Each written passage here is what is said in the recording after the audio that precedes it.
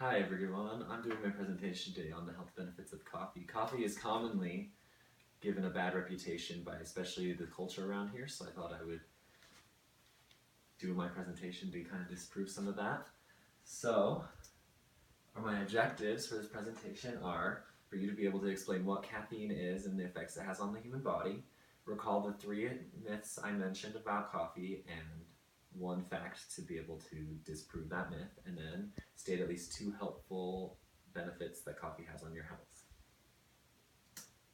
So coffee is really prevalent in our society. We spend over $4 billion each year on our coffee imports, and over 100 million Americans each day consume coffee that are over 18 years old. We spend an average of about $160 a year on coffee, not including going out to get coffee and having coffee at home. So obviously it's a huge part of our society. So of course that raises the question, is it good for you? Should we be consuming this as part of our everyday diets? So I want to see what your guys' opinion is on coffee. So everyone, just with the people around you, just talk about what you think about coffee. Do you think that it's beneficial based on what you know? Just discuss with the people around you for the next minute. Dun, dun, dun, dun, dun. Okay, is it still filming? Oh, okay. Okay, so class responds to question. And then I'm passing this around as we go. It has some coffee beans in it, so everyone can kind of, take a look at what coffee actually comes from and what it smells like. Okay, so need to go into a little background about the main part of coffee that everyone has a problem with, caffeine. So, caffeine is a stimulant to the central nervous system. It's represented by that compound there. So a lot of people wonder how much is too much. So it's recommended by the FDA that you don't consume more than 400 milligrams of coffee. So to put that in perspective, 1 cup of coffee, 8-ounce cup like this, has about 95 milligrams of caffeine. So you would have to drink like 4+ cups of coffee to get past the recommended amount for the day. So everyone always thinks like, oh, 1 cup, I'm gonna be shot. Actually, you're not. So the main pathway that happens with this is that basically caffeine takes the place of adenosine, and it links to the adenosine receptors, which adenosine, when it links to the receptors normally, causes you to be sleepy. So caffeine takes the place of the adenosine, links to those same receptors, and causes you to be more awake because it blocks the adenosine from the adenosine receptors. So I have a short little clip kind of displaying that mechanism. Recent studies have shown that coffee consumption in moderation can potentially have a number of health benefits because coffee contains antioxidants. An antioxidant is simply a naturally occurring chemical that fights the damaging effects of oxygen in the body. And the compounds in coffee are called polyphenols. These are found in many fruits and fruit juices, and they're also found in coffee because, of course, coffee comes from the coffee bean, which is then roasted and releases many of these compounds. But the ingredient most coffee drinkers are interested in is the addictive stimulant, caffeine. This typical cup of coffee would have about the amount of caffeine that would fill up about 1/4 of this teaspoon. That's about 150 milligrams. Caffeine changes the brain's chemistry. It blocks the action of the chemical adenosine that's associated with sleep, which is why after a coffee, a person feels more awake. Caffeine activates the brain's pleasure center, which contributes to caffeine addiction. And it also triggers the sympathetic nervous system, setting off the fight or flight response. This stimulation injects adrenaline into your system, making you more alert and responsive. Okay, so that was just kind of the general pathway. I also discussed caffeine addiction, but we're going to go into that later because it's not necessarily an addiction per se. So, let me go back to the presentation.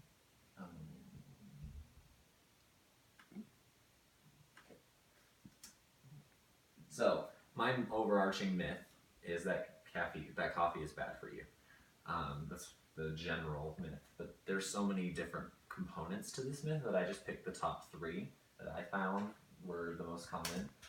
So the first myth is that coffee makes you dehydrated, and that's definitely not true.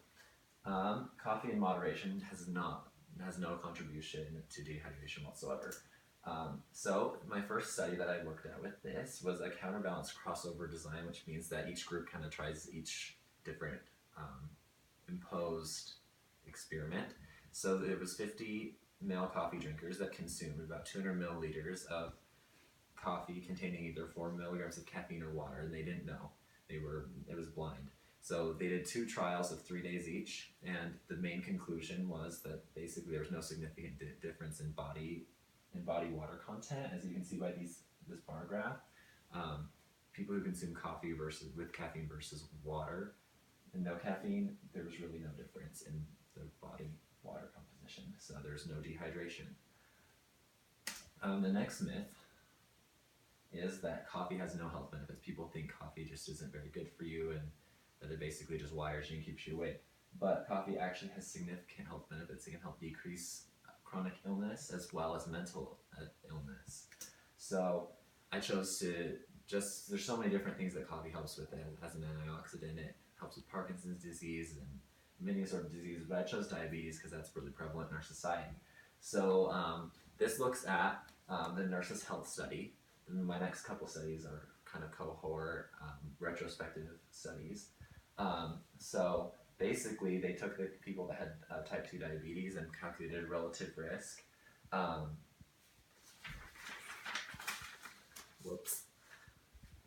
And they found that there was a linear trend for the relative risk for type 2 diabetes was lower with the increased amount of coffee in a day. So when there was only 1 cup a day, the relative risk was 0.87, but when you went up to 2 to 3 cups, it was 0.58 and increased to 0.53 for 4 plus cups. So the p-value for that trend was less than 0.001, which is extremely significant trend.